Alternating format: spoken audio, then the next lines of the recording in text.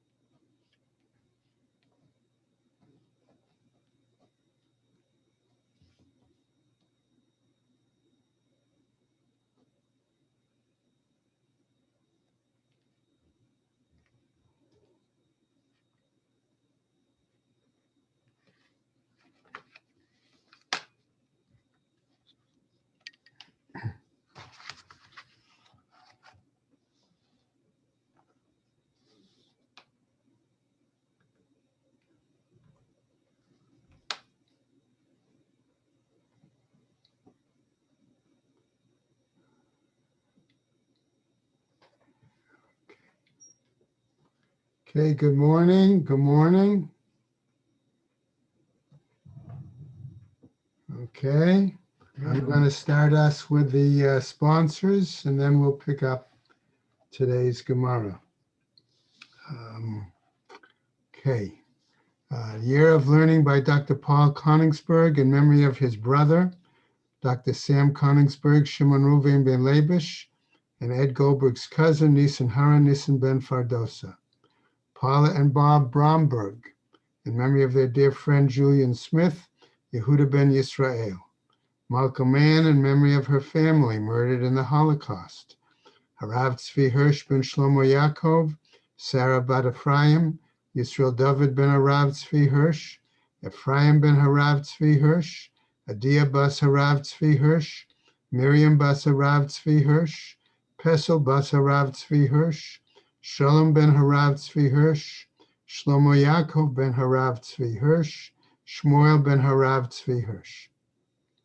The many friends of Dr. Marvin Blush, Moshe Shalom ben Yitzchak Halevi, friends of Toby Paris, Sarah Tova bat Yisrael Dov, friends of Malka Levi, Malka bat Yosef, friends of Avi Gitler, Avram Meir ben Shimon, Cheryl Scher, her children and grandchildren, in memory of her uncle, founding member of BRS, Dr. Israel Brook, Yisrael ben Harav Akiva, Marcia Fetterbush and family, in memory of her husband, Dr. Uriel Paul Fetterbush, Uriel ben Harav Shimon, and I'm adding friends of Joe Wolf, in memory of Joe Wolf, Yosef ben Yisrael.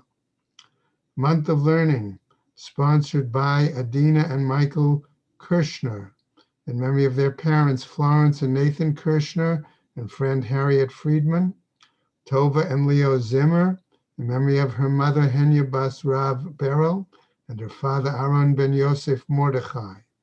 Perry and Jill Meltzer, in memory of his mother, Malka bas Baruch, and his sister, Goldalea bas David Halevi. Carol and Josh Sanborn, in memory of her father, Yoshua Shia ben Moshe Yehuda HaKohen.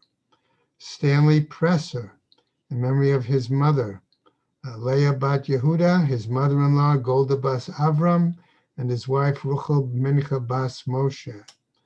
Ruth Burian and Judy and Edward Boehm, in memory of Ruth and Judy's mother, Hadassah bat Azriel Zelig Miriam, and Father Yitzchak ben Yosef for Esther. Have a week of learning, sponsored by Ann and David Clark, in memory of her mother, Gidel Bas Yaakov, also by Sam and Ramona Levine, in memory of Sam's mother and Charlie's mother-in-law, Liv Shabbat Avram Shammai, as well as with Charlie Gelfenstein, Sam's father and Charlie's father-in-law, Yechiel Michel ben Harav Alexander Ziskin. That is it for today. May the Shemas have an Aliyah, Kranka Rafia Velti Yeshir Shema Taliyah, and L'chol B'nai Israel a good Geben Shtiyar. Amen. Okay. All right. I am going to have us start today on the bottom of Ayin Amud Beis, 4 lines up from the bottom. Okay. We're going to see where Ula attempts to explain the approach of Rabbi Eliezer or Rabbi Elazar. Okay. Gemara then is going to continue on Ayin Aleph with a lengthy discussion, somewhat, I think, complicated, okay, on this text. All right. And in doing so, as I get a Chumash, I want to point out that we've got a variety of psukim that we're also going to touch base on as well in the course of the discussion. The connection is going to be, as we saw previously, given when the Korban Pesach is slaughtered, there are other korbanot, like the Chagiga, that generally, is it to be slaughtered along with it, or is it slaughtered at another time? And so that is going to lead us into this lengthy discussion. Okay. So Ula explaining as follows. Right? Amar Ula Amar Rabbi Elazar says, Shlamim. Okay. Those, remember that the same animal used for Korban Pesach is also can be used as a shlamim. Okay. Given that situation, he says, Shlamim sheshachtan me'erev Yom Tov. So this is shlamim that has been slaughtered on the eve of Pesach. In other words, the day of during the day of the 14th. Okay. Can we use that same shlamim as the chagiga at night along with the Korban Pesach? Eino yotzei bohen. It does not satisfy, says Ula's explanation of Rabbi Eliezer. Lo mishum simcha. It does not satisfy the requirement of bringing the chagiga as a sign of happiness or joy for the holiday. Velo mishum chagiga. Nor does it satisfy the requirement of the actual chagiga offering itself. Right? So that would mean that you would need to have, along with the Korban Pesach in the, let's say, early afternoon, another Korban to be brought of the same variety of animal to satisfy the Chagiga. Why? Because we said previously that when the portions for the Korban Pesach were going to be small, right? We finished up by saying earlier that you needed to feed people the meat from the Korban Chagiga first in order to have them eat Korban Pesach al Hasova. Okay? Right? So according to this, why does Rabbi Eliezer hold this? Mishum Simcha. Why can't you say that this 14th, this Shlamim sacrificed on the 14th earlier in the day doesn't satisfy the requirement for joy? Dichtiv v'zavachta v'samachta ba'inan. Because he holds that you need to offer it and joyful. Namely, ba'inan zavicha b'sha'at simcha v'leka. Okay? Because if you did that shlamim and you thought it would be applicable for the chagiga, since it was not done at the same time, he says it doesn't apply and satisfy the requirement of simcha. Mishum chagiga, why doesn't it apply to the requirement of a chagiga? Have davar shebechovah, because it has to be an obligatory offering. B'chol davar shebechovah eino ba ela min hachulin. And if it's an obligatory offering, it must come from items that were initially unconsecrated. Okay? So that's the question. The Gemara says, Lema Messiah. Shall we say that the following Braita is going to support the view of Rabbi Eliezer? Says the Pasuk, Vayita ach sameach, right? That you must be happy, right? Must be joyful, right? Lerabot leile yom tov ha'acharon l'simcha. This means that it includes the night during, let's say, Sukkot, the first night, the night of Shmini Atzeres. Ata omer leile yom tov ha'acharon. Do you say, therefore, that that's sufficient, that that night is joyful because you have the korban shlamim that was killed during the day, the last day of Sukkot, and therefore that can be carried over to that night? O eno ela leile yom tov harishon. Or do we say that this implies the very first night of Sukkot? Talmud lomar, however, our pasuk says, "V'hayita ach sameach," ach meaning but. Okay, in other words, sameach, namely chilek. That what did it do? It restricts it. Okay, in other words, as to the time when it's appropriate. My Tama asks the question now. Lav mishum de'ein lo b'ma yismach? Are we saying then that it's because he has nothing on the night of Simchat Torah, okay? Or let's say Shmini Atzeret, really. Nothing for that night by which to be joyful. In other words, no korban for that? Lo. No, it answers the Braita. Kedetani Tama, okay, as was taught in the following reason in the rest of the Braita, Ma ra'ita lerabot leile yom tov ha'acharon ulahotzi leile yom tov rishon. What is it that you saw to include the night of the first, okay, the night of the last holiday, in other words, Shmini Atzeret, and to exclude the first night of the holiday of Sukkot? The answer is, Marbe ani leile yom tov ha'acharon, I include the night of the Shmini Atzeret, sheyesh simcha lefanav.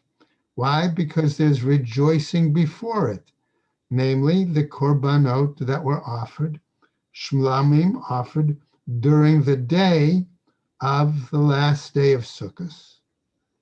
And therefore, since I can eat that shlamim a day, a night, and a day, it includes that night of Shmini Atzeret. Okay? Motzi ani leil yom tov rishon, and I exclude the first night of Sukkot. Why? She'ein simcha lefanav, because there is no rejoicing for a holiday offering, okay, for any offering for the holiday beforehand. Now, a challenge is raised against that Braita, an explanation, okay, of Ula for Rabbi Eliezer, that Zavicha and Simcha have to be together, by Rav Yosef. Meitiv Rav Yosef, he says, as follows with another braita. Okay, Chagigat Arba'a Asar, the chagiga that was offered, okay, on the 14th. Yotzei ba mishum simcha. It can satisfy the requirement of simcha on the first night of Pesach. Ve'ein yotzei ba mishum chagiga. But it doesn't satisfy the requirement for the chagiga. Amai, why is that the case? Ha ba'inen zvicha b'shat simcha veleka. But here, don't we require that the offering, the slaughtering, and be done at the same time as the offering for rejoicing, and it didn't occur? Amar Rav Idi Bar Achi, Avim, he says, explaining the answer of Rav Yosef. What is it? She'ikev v'shachta. Namely, that he delayed slaughtering that particular animal until later in the day, until it was the 15th.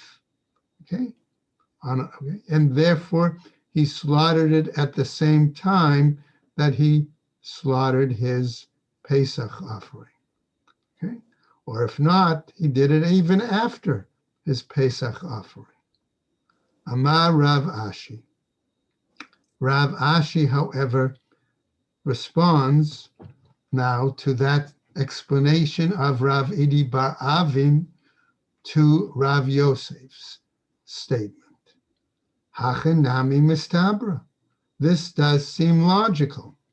De'ilo tema hachi, because if you don't explain it and say it that way, ha matnita man katanila. This Mishnah, okay, who then taught it? Ben Tema. We say it was Ben Tema who taught it. And we know that Ben Tema holds the following. Ben Tema, ha pasla la belina. He has already said that he invalidates the offering because of leaving it over through the night. Okay, and so therefore, if you say that it was slaughtered during the day, okay, and it's only good for a certain amount of time, okay, namely the day and perhaps a night, okay, right, which might be for the simcha offering, okay, how can we be sure that it's Rab Ben Tema is going to accept it? Shmamina. Indeed, that's what we learn from this. Now, Meitiv Rabba. Rabba, however, challenges with another braita. Again, Ula's explanation of Rabbi Eliezer. Hahalel v'hasimcha shmone. Okay? Namely, that one recites Hallel and a offering for rejoicing each of the 8 days of Sukkot. Namely, okay, we're including one day beginning and the one day of Shmini Atzeret. Ve'i amart, and if you're going to say, Ba'inen zvicha b'shat simcha, that we require, as Ula explains Rabbi Eliezer, that the slaughtering of the chagiga, or of the slaughtering of this offering for simcha, okay, has to be at the same time, okay, right? Ha zimnin sagi'in, there are numerous or many times, de lo mishkachat la ela shiva, that we only find 7 days of Sukkot observed. Why? Because we have the first day could have been a Shabbat as well as Yom Tov, and we can't do that offering on that Shabbat. Says the Gemara, Kagon shechal Yom Tov harishon liyot b'Shabbat. Okay, and in that situation, we say we can't slaughter the shlomim under that circumstances. Okay, now Amar Rav Huna berei de Rav Yehuda. Okay? He says as follows: So fine, we could nevertheless still have an offering identified with simcha, because we do it misimcho b'seirei harigalim. Namely, we would use the goats, the male goats that are offered for the holiday as a festival sin offering and identify that as an offering for simcha for the holiday. Okay. So the Gemara now tells us, Amar Rava, Rava suggests as follows, Shtei tshuvot b'davar. There are two answers that he feels he can give, okay, to say that Ula's explanation of Rabbi Eliezer, that Zvicha and Simcha those offerings have to be at the same time, is not applicable. Chada, Desirei Harigalim, Chai Ne'echalin, that it might be possible to say that those male sin offering goats would be eaten raw. Okay? And therefore, he says, Tzli ein ne'achalin.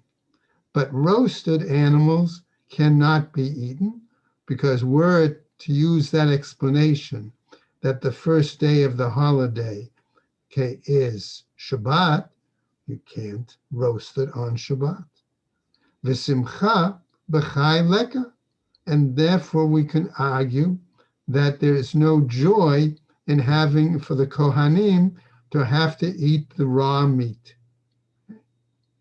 Secondly, va'od, and furthermore, Kohanim ochlin, even if we were to argue that the Kohanim might eat the male goats' meat raw, and therefore satisfy the requirement of an offering associated with Simcha on the holiday. Nevertheless, that only works for the Kohanim. V'Yisrael b'mas mechim. And as far as normal Israelites go, how will they satisfy the requirement of Simcha on the holiday? Ella, Amar Rava, but Rava's, Ella Amar Rav Papa, but Rav Papa suggests, Mesamcho b'ksut nikiya v'yayin yashan, that the Israelites can celebrate the joy of the holiday without any offering, but do so through clean clothing and old quality wine. Now, Ki ata Ravin, Amar Rabbi Elazar. When Ravin came and he reported, let's say, the statement of Rabbi Elazar, he's going to report it differently. And notice what he says. Shlamim sheshachtan me'erev Yom Tov. That shlamim offering that is slaughtered again on the eve of the 14th, on the eve of Pesach, during the day on the 14th, yotzei bohen mishum simcha. That one can use those offerings to satisfy the requirement of rejoicing on the holiday at night, along with the Korban Pesach. Ve'ein yotzei behen mishum chagiga. But it does not satisfy the requirement of the chagiga. Yotzei mishum simcha, lo ba'inan zvicha b'sha'at simcha. It satisfies the requirement of rejoicing because we don't require that the slaughter occur at the same time with rejoicing. V'lo mishum chagiga, and it doesn't satisfy the chagiga requirement, have davar shebechovah, because that must come from as an obligation, obligatory offering. V'kol davar shebechovah eino ba ela min hacholin, and any obligatory offering can only come from something that is non-consecrated in advance. Now, Gemara is going to come back And the Gemara is going to raise a Braita as a challenge to Rav Papa, his explanation, and perhaps even to Ravin, okay, explanation of Rabbi Eliezer. We have a pasuk, says the Braita, V'hayita ach sameach, okay, that it says you must be joyful. The Rabbot leile Yom Tov ha'acharon l'simcha, implying that you can include the night of Shmini Atzeret, rejoicing, based on the offering that was done earlier in the day, the last day of Sukkot. Ata omer l'rabot leile Yom Tov ha'acharon. You claim that you can rejoice, right?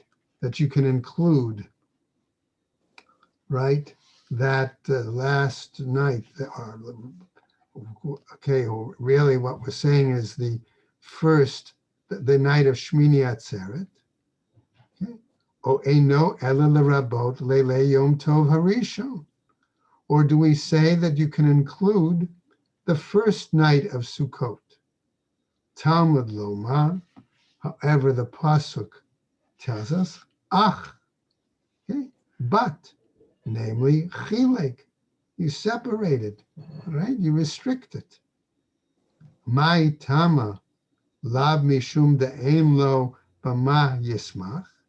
Is it because he has nothing by which to be joyful? Lo kedetanya. No, it's as we taught in a Braita.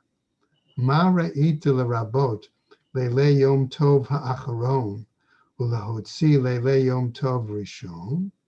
On what basis do you see to include that last night, in other words, Shmini Atzeret of Sukkot, and to exclude, okay, that first night, all right? Marbe'ani leile Yom Tov ha'acharon. I include that night of Shmini Atzeret, sheyesh simcha lefanav, because there is joyfulness beforehand, namely the last day of Sukkot, where we can have an offering to mark that situation. Umotziani leile Yom Tov harishon, and I exclude that first night of Sukkot, she'ein simcha lefanav, because there is no rejoicing beforehand. Now, Amar Rav Kahana, having said this now, okay, we're now going to get to a somewhat new topic, a new item. And just before I start this, I want to cite a couple of psukim. Okay? The first pasuk is as follows. It's from Shmot 23, 18 and 19. Okay? The pasuk says, Lo tizbach al chametz dam sivchi, v'lo yalin chelev chagi ad boker. Reshit bikurei admatcha tavi, Beit Hashem Elokecha, lo tivashel gedi b'chalev imo. Now, citing those two psukim, we see that the first part of one verse says, lo tizbach al chametz dam zivchi. That seems fairly straightforward. V'lo yalin chelev chagi ad boker. Fine. Okay. Those seem to deal with two different things. Now, the next pasuk where it says Reshit, do we apply that to what follows? Bikurei admatcha tavi beit Hashem Elokecha? Or do we say that the word Reshit, may apply to the pasuk that came before it? So now I go into the next piece in the Gemara. Amar Rav Kahana. Rav Kahana says as follows. Minayin le'imurei chagigat chamisha asar. How do we know that the imurim, those sacrificial portions, I'll say, from what has been offered the night of the 15th, shenifsalin belina, that they are prohibited in staying overnight? Okay? Shene'amar, as we say, the pasuk that we just read, v'lo yalin chelev chagi ad boker, that you cannot allow, right, the fats of my offerings, of my holiday offerings, to remain until the morning. V'samich le reshit, and they connect. In other words, it's immediately followed, it's juxtaposed, if you will, by the word reshit. Lamemra, it comes to tell us, dahai boker, that when it says morning, boker rishon, it's the very first morning. So in other words, that whatever is offered that night on the 15th, okay, those imurim can't be left over to the next morning. Right? Now, remember that's the morning of the 15th. Okay. However, a Braita now is raised as a challenge. Mat kifla Rav Yosef.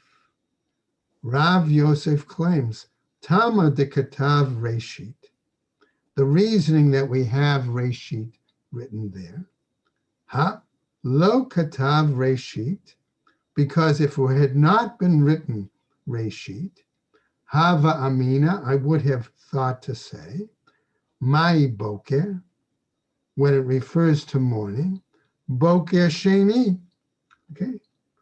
In other words, it refers to the second morning after the sacrifice in the evening, which would imply that it would not be invalid until the morning of the 16th. Okay. Mi ika midi de basar ifsil way meorta. Is it possible, argues Rav Yosef, that we have a situation where the meat of the offering becomes invalid in the evening, the emurim, and the sacrificial portions, ad safra, can stay until the morning? Amar le Abaye, and Abaye responds to Rav Yosef, explaining as follows.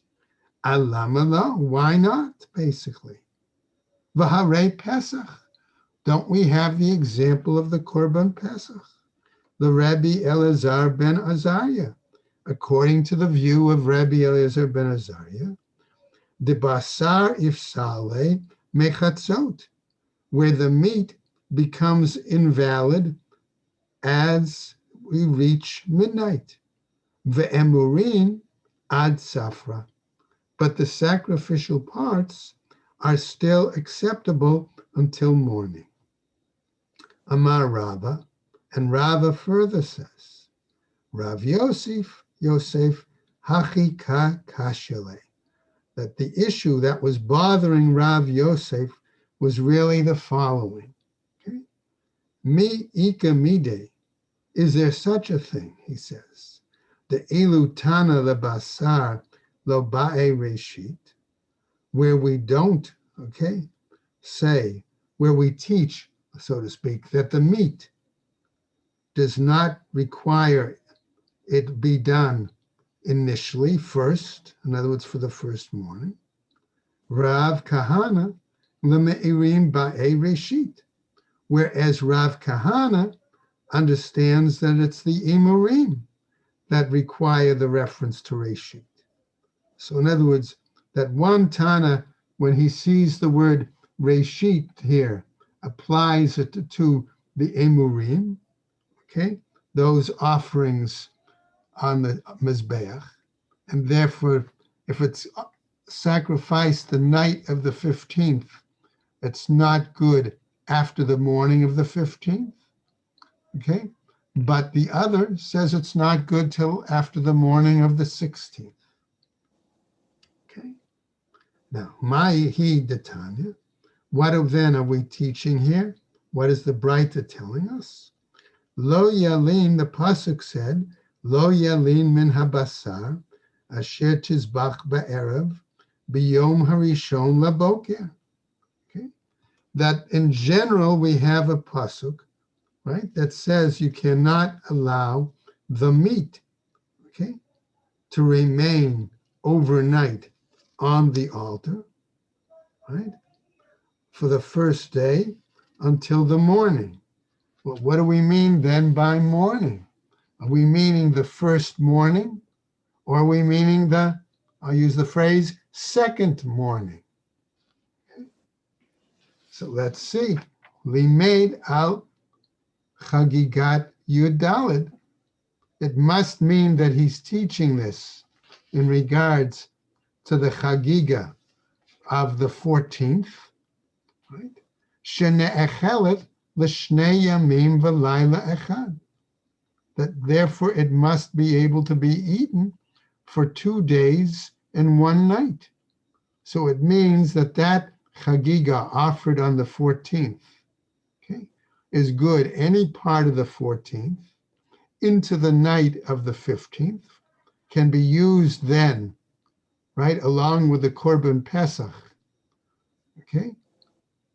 And therefore not according to Ula's explanation of Rabbi Eliezer, and then even into the next morning. O eno ela liyom v'layla. Or do we say it's only good for a day and a night?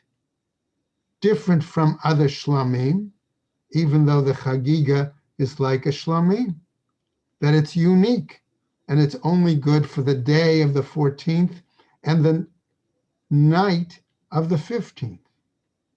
And therefore, by the morning of the 15th, it's no longer valid. Keshehu omer bayom harishon laboker. Now, when we have another pasuk, okay, and that pasuk says to us, okay,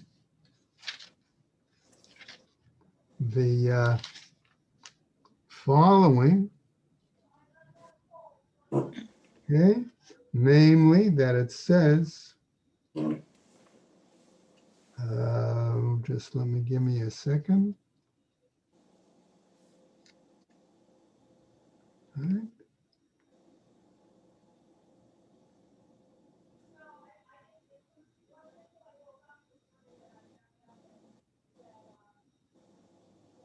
Okay, the pasuk we said was Shivat Yamim Tachog Lashem Elokecha B'Makom Asher Yivchar Hashem Ki Yivarecha Hashem Elokecha B'Chol Tvuatcha B'Chol Ma'aseh Yedecha V'Hayita Ach Sameach.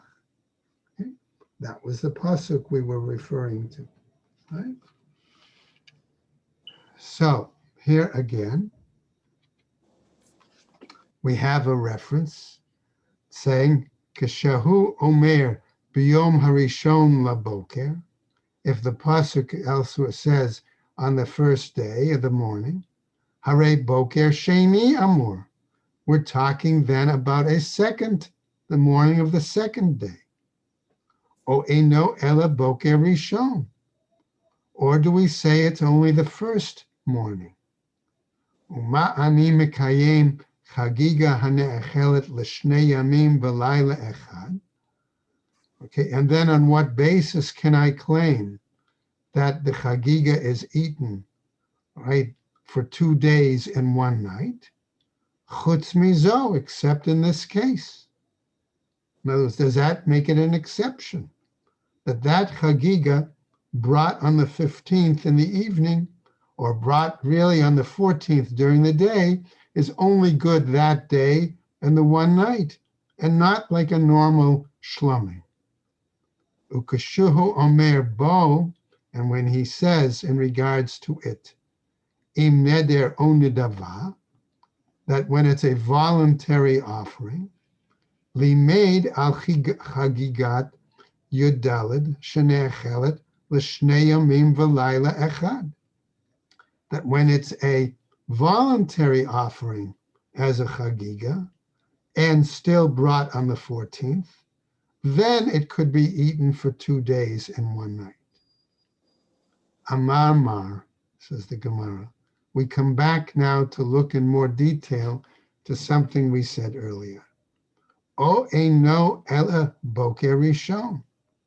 We said maybe that only refers to the first morning. Ha amart, kashehu omer. But here where you have said, when the Torah text says, Biom harishon laboker, on the first, namely morning, hare boker sheni amor. We say it's the morning of the second, namely day. So our example would be that if it was brought as a normal shlamim on the 14th, it would be good the day of the 14th, the night of the 15th, during the whole day of the 15th, but the morning of the 16th, it would no longer be valid. Hachi ka'amar. This is what it means to tell us. O eino ela b'shtei chagigot hakatuv medaber. Maybe we're saying that the pasuk actually talks about 2 different occasions of bringing a chagiga, an offering of rejoicing, okay, for the holiday. Namely, echat chagigat yodalit. In one case, it's the chagiga brought on the 14th, ve'echat chagigat tedvav, and one a chagiga brought on the 15th. V'zo lebokra, and one is for its next morning.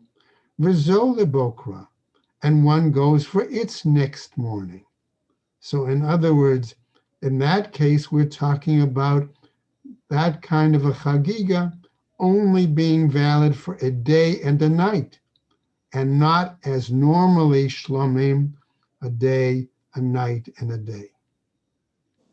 Now, Gemara comes back and says, Hadar Amar. It came back and then said the following, Eladekaimalan. But normally we hold Chagiga hane'echelet l'shnei yamim v'layla echad. That normally we say Chagiga is eaten 2 days with the night in between. Im if that's the case, when it says in the pasuk, Im neder o nidava, b'mai, okay, when it implies that it's a voluntary offering, what is it referring to? I chagigat yodalit, if it's referring to the chagiga that was offered on the 14th. Haktiv ba yom v'layla. It would seem to imply that it was only good, it was written specifically for a time period of a day and a night. I chagigat tedvav, if it was written for the chagiga offered on the 15th, haktiv ba yom v'layla. Here too, that would seem to imply that it was only written specifically for the unique case of a day and a night.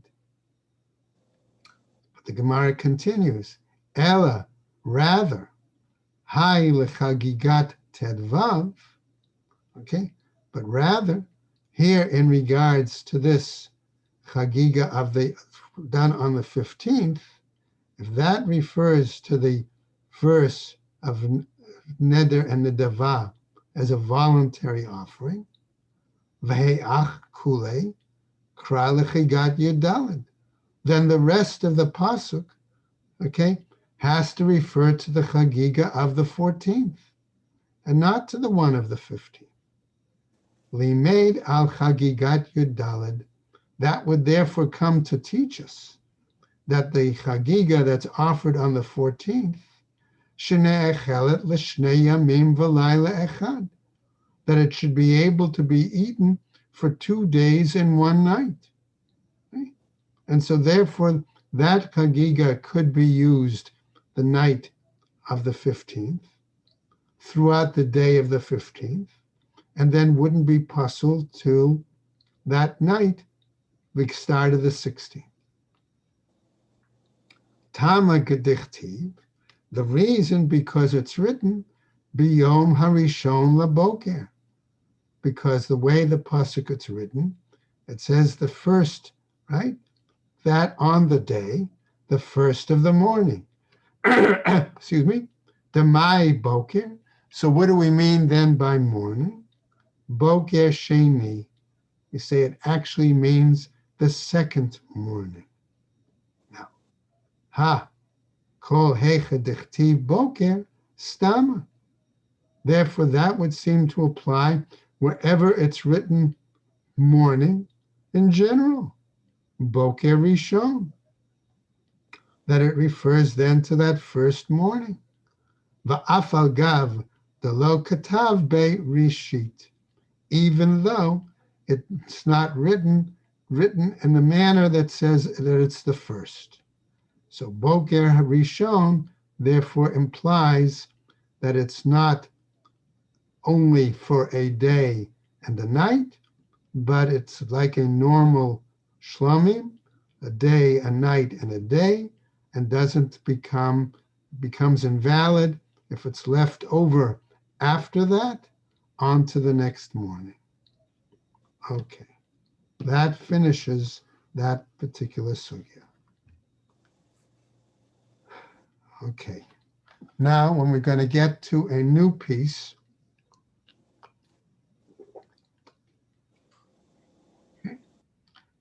we're going to deal with a slightly different topic. Okay, we'll get back to our discussion of the Korban Pesach itself. Okay, we know that the Korban Pesach has to be brought, number one, a certain kind of animal and a certain kind of age. Has it, right? So, for example, all right, the Mishnah now says, HaPesach sheshchato shelo lishmo b'Shabbat. We took the Korban Pesach and it was slaughtered not in appropriate manner regarding its proper intent. Namely, either there was an issue with the gender or the age. Okay? Maybe it was a female animal instead of a male. Maybe it was from cattle instead of from sown. Okay? Maybe it was more than a year old, okay, and was supposed to be less. Right? And not only that, but when it was slaughtered on Shabbat, not for its appropriateness, okay, is the person going to then be chayav achatas? Okay? Chayav alav chatas, says the Mishnah. Okay, they have been mechalel Shabbos in that manner, and therefore, assuming that it was done in shogeg, that it is chatas. V'shar kol hazvachim sheshachtan l'shem Pesach, and any other offerings that may have been slaughtered for the purpose of Korban Pesach. Because remember, we've said Shlomim and Pesach are the same animal. Right? Im einan ru'uyim, if they are not fit, okay? In other words, they don't match up to the appropriate requirements, chayav, then the individual is chayav chatas. Ve'im ru'uyin heim, but if they are those other animals, say it was a male animal that was a goat or a lamb, and it was under a year old, and originally was thought to be brought as shlomim, but then when finally they got the process underway, the Kohen thought it was going to be for Korban Pesach, since it was brought late in the afternoon of the 14th. Right? What's the status? Rabbi Eliezer mechayev chatat. If it was still done on Shabbat, Rabbi Eliezer says that person still is obligated to bring a chatas. But Rabbi Yoshua poter, and Rabbi Yoshua exempts him. Amarle Rabbi Eliezer. So what's this machloket between them? Rabbi Eliezer argues, Ma'im haPesach shehu mutar lishmo. Okay.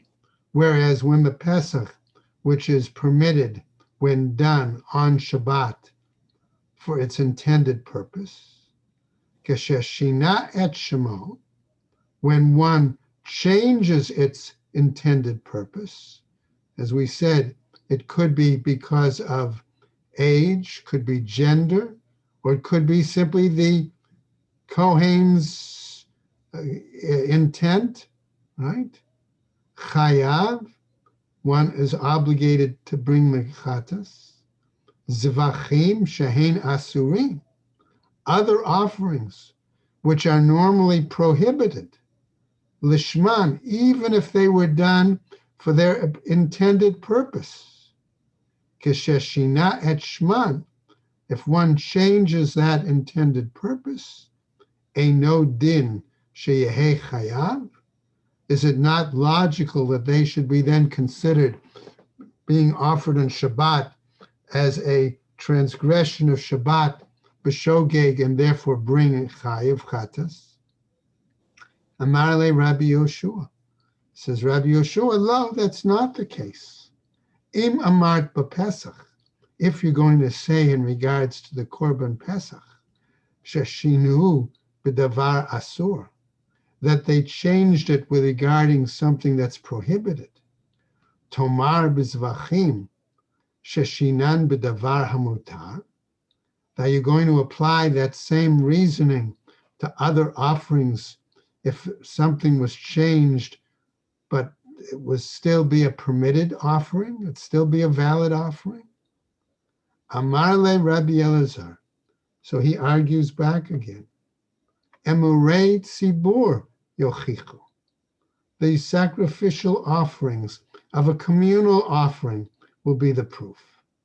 Shehein mutarin lishman, that they are permitted, okay, with their intended purpose. Vahashochet, and the one who slaughters it, okay, as a different kind of offering, okay, even for its intended purpose on Shabbat is still chayav. Amarle Rabbi Yoshua, says Rabbi Yoshua, no, that's not the case. Imamart, if you're going to say, be'imurei tzibur, sheyesh lahen kitzvah, you're going to give the example with the imurim, the sacrificial parts of a communal offering, that has a certain limit. Okay, it has a certain definition as to when it can be done, how it can be done, under what intended purposes. Tomar b'Pesach she'ein lo kitzvah. Are you going to compare it to the Pesach that does not have a limit? Okay, in other words, it has certain parameters as Korban Pesach, but other parameters are not there. Rabbi Meir Omer. So Rabbi Meir now is saying, according to Rabbi Yehoshua, Af hashochet l'shem imurei tzibur patur, that it would seem to be that even the person who slaughters, okay, the animal, and he does so for the purposes of the sacrificial parts for a communal offering, if it's done on Shabbat and there is a mistake in some manner, change of intent or whatever, should be exempt, patur. Shchato shelo la'ochlav. However, we're now taught the following braita. If one slaughters it, not for people who can eat it, v'shelo lemenuyav, or not for people registered in the group, la'arelim, or for people who are uncircumcised, u'letmeim, or for those who are tameh, chayav, on doing so on Shabbat, he would still be required to bring a korban chatat. La'ochlav v'shalo la'ochlav. If he slaughters it for those who can eat it and those who can't eat it. Lemenuyav v'shalo lemenuyav. Those registered and not registered. Lemolin v'la'arelin. Those circumcised and uncircumcised. L'tme'in v'l'taharim. For those who are pure and those who are impure, patur. One is exempt from bringing the chatas. Shchato v'nimtza ba'al mum. Let's take an example, another kind, that they slaughtered the korban pesach and afterwards they discovered that the animal had a mum, right? Chayav. In that case, he should have examined the animal beforehand, and therefore we'll still consider it shogeg, and therefore he is chayav chatas and slaughtering it on Shabbos. Shchato v'nimtza treifa b'seter. Okay, what happens if he slaughtered the animal and it was discovered to be an animal capable of dying within the 12 months? Okay, but it wasn't initially discovered and aware of that. There we'll say he's patur, he's exempt from the chatas. Shchato v'noda shemashcho haba'alim et yadam. Or say he slaughtered the korban pesach, and then it became known to him afterwards that the owners removed themselves from it. O shemetu, or the owners died. O shenitma'u, or the owner became tameh. Patur mipnei sheshachat bereshut. He is exempt from bringing the korban chatas, because at the time that it was slaughtered, it would have been permissible, okay, and appropriate to slaughter it, and he did not find out about these changes in the status until after the fact. And that's where we're going to stop today, and we'll pick up with the Gemara tomorrow on Ayin Bet. B'mayas kinan im lema bet. Other kinds of situations, okay, could have mistakes have been made? Is the person going to be chayav then slaughtering it on Shabbos, or not? Okay, right. So everybody, take care. Have a good day, and stay. Thank you very much. Have a great day. Okay. Good day, Rabbi Green and everyone else. And you too. Everyone have a good day. Thank you. Have a good day. Rabbi, thank you. So long.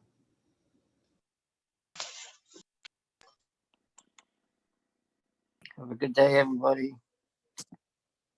Out. Going out.